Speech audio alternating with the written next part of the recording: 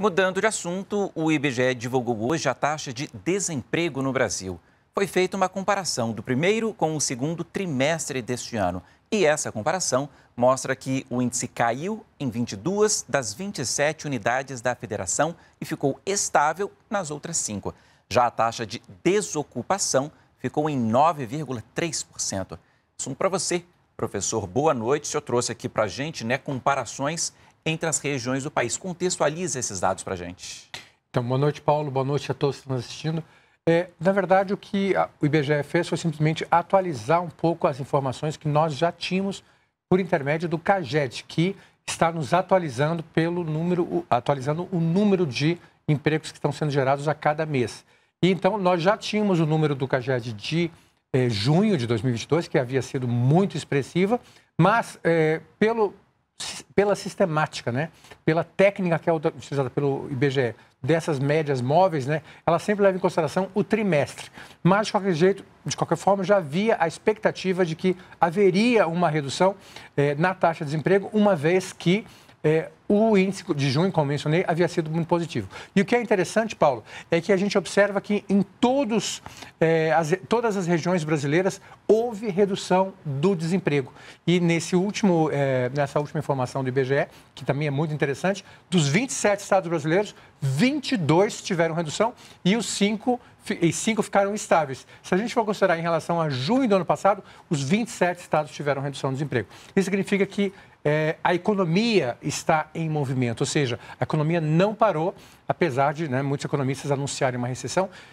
Eu penso que ela não virá definitivamente em 2022 e o que poderá acontecer é uma desaceleração da economia, não do Brasil, mas a desaceleração da economia mundial em 2023 em função do combate à inflação de 2022. Então, a gente tem que estar preparado para isso. Mas o Brasil e o México são destaques porque eles tiveram as suas previsões de crescimento da economia para 2022 aumentadas, enquanto que o resto da economia teve uma revisão para baixo da economia mundial, inclusive Estados Unidos e China. E aqui o senhor traz para a gente as comparações por regiões. Explica aqui para a gente e detalha também aqui para a gente, professor. Então, tradicionalmente, o Nordeste tem um índice maior de desemprego e também foi bastante beneficiado com esse crescimento da economia. Vejam, uma queda de 2,2%. Já a região Sul, tradicionalmente, tem um desemprego menor, então a queda também proporcionalmente foi menor. Nós tivemos também, isso é bem interessante, Paulo, se a gente olhar os estados onde houve uma redução do desemprego, justamente nessa última divulgação do IBGE, em junho, nós temos estados do Norte, Nordeste e Tocantins.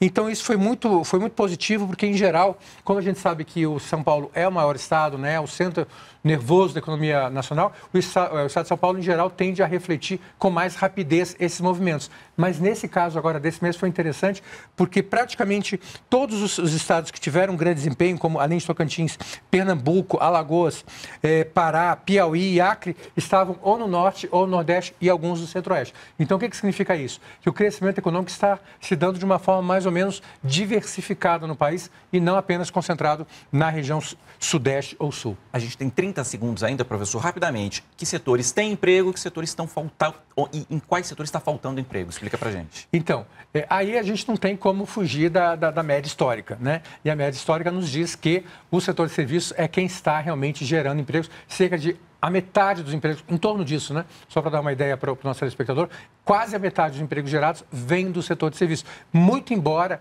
o setor industrial esteja apresentando um resultado acima das expectativas, especialmente construção civil. Ok, professor, obrigado. Bom fim de semana até segunda, Até segunda-feira.